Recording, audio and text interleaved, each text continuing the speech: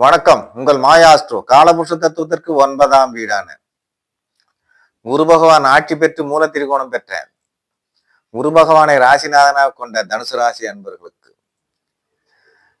இதுவரை 3ஆம் இட முயற்சி சனியாக கும்ப ராசியில் சஞ்சரித்து வந்த சனி பகவான் நிகழும் விசுவாவசு வருஷம் மாசி மாசம் 22ஆம் தேதி வெள்ளிக்கிழமை காலை 8:24 அதாவது ஆங்கிலம் பார்த்தீங்கன்னா 6/3/2026 அன்று பூரட்டாதி 3லிருந்து பூரட்டாதி 4 அதாவது என்னன்னு கேட்டீங்கன்னா கும்பராசியில் இருந்து குருவினுடைய சொந்த வீடான மீன ராசிக்கு, அதாவது 4ஆம் இட சனியாக அர்த்தாஷ்டம சனியாக மீன ராசியில் சனி பகவான் சஞ்சரிக்கக்கூடிய காலம்.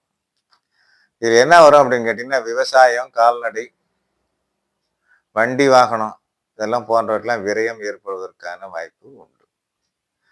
கல்வி பயிலுவங்களுக்கு என்னன்னு கேட்டீங்கன்னா உயர் கல்வியில தடை இருக்கும். தாயாருக்கு உடல் பிணி போன்றவை ஏற்பட வாய்ப்பு உண்டு. எனவே அர்த்தாஷ்டம சனி என்பது ஒரு சிறப்பில்லாத தன்மை தான். அடுத்து 6/3/2026 6/4/2026 வரை பூரட்டாதியில் குரு பகவான், அதாவது உங்களுடைய ராசிநாதன் சாரத்தில் 1 மற்றும் 4ஆம் இடத்ததிபதி சாரத்தில் சனி பகவான் சஞ்சரிக்கக்கூடிய காலம். சுய முயற்சி மூலம் வீடு வாகனம் வண்டி அமைக்க வாய்ப்பு உண்டுங்க. வீடு வாங்கலாம் அமைக்கிறதுக்கான வாய்ப்பு உண்டு சுய முயற்சியால. அடுத்தது 6/4/2026 15/4/2027 வரை உத்திரட்டாதி நட்சத்திரம் சனி பகவான் தன்னுடைய சுயசாரத்தில்.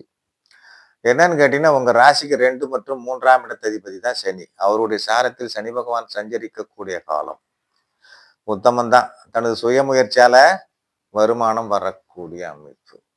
அடுத்தது 15/4/2027 24/4/2028 வரை ரேவதி நட்சத்திரத்தில், அதாவது புதன் பகவான் சாரத்தில் உங்கள் ராசிக்கு பார்த்தோம் அப்படின்னு கேட்டீங்கன்னா 7 மற்றும் 10 கூடிய புதன் பகவான் சாரத்தில் சனி பகவான் சஞ்சரிக்கக்கூடிய காலம் உத்தமந்தான்.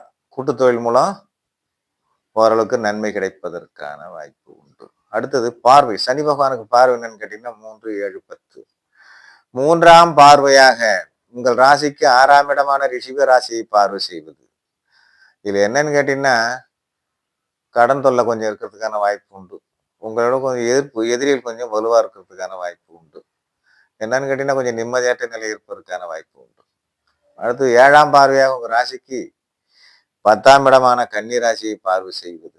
என்னன்னு கேட்டீங்கன்னா தொழில் செய்வதற்கு என்னன்னு கேட்டீங்கன்னா கொஞ்சம் கடுமையான நெருக்கடி இருக்கும். ரைட்டுங்களா? அடுத்தது உத்தியோகத்தில் இருப்பவங்களுக்கு என்னன்னு கேட்டீங்கன்னா உத்தியோகத்துல அதிக கவனம் தேவை. அப்படிதான் நம்ம இதை எடுத்துக்கலாம். அடுத்தது 10ஆம் பார்வையாக உங்கள் ராசியவே தனுசு ராசியை பார்வை செய்வதால் உங்களுடைய கௌரவம் அந்தஸ்துலாம் கொஞ்சம் பாதிக்கக்கூடிய அமைப்பு இருப்பதற்கான வாய்ப்பு உண்டு. குடும்பத்தொட்டு கொஞ்சம் வெளியூர் போறதுக்கான வாய்ப்புல நிறைய இருக்கிறதுக்கான வாய்ப்பு உண்டு. அடுத்து அர்த்தாஷ்டம சனி.